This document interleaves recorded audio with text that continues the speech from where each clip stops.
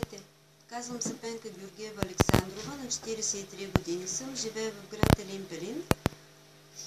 Работя като медицинска сестра в медицински център Елин Пелин, в кардиологичен кабинет, а също така и като логопед към местната комисия за борба с противообществени прояви, община Елин Пелин, за което съм им благодарна.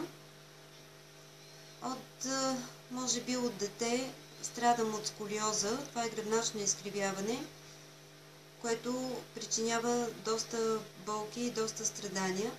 В 1996 година ми беше проведена тежка операция. Бяха ми поставени дистрактори, но 2003 година се наложи да се махнат. От тогава до преди 2 месеца бях добре. Имах болки, но поносими. От 2 месеца започнах да имам проблеми с дишането, проблеми с плаващите ребра, които причиняваха болка, затруднение при дишане. Затова се наложи и да посетя доста болнични заведения. Спрях се в болница МБАЛ Сердика при доктор Тивчев, за което му благодаря, който се не да проведе една доста тежка операция, предвид състоянието и годините ми, но за тази цел ще ми трябва 12 000 лева, които не се заплащат от здравната каса. Имплантите не се заплащат от здравната каса, а се поемат от пациента.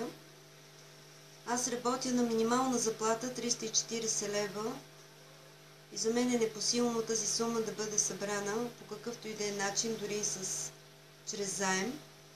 Имам син, който е на 13 години и в този момент се нуждае от моята подкрепа, както в обучението, така и в неговото развитие. Много ще ви бъда благодарна, ако с ваша помощ събера тези пари и бъда оперирана колкото се може по-бързо, за да мога да живея без болка, без страдания, да мога да отгледам своето дете. И смятам, че имам мисия в този живот и трябва да я изпълня. Едно като майка, едно като логопед и като медицински работник. Благодаря ви.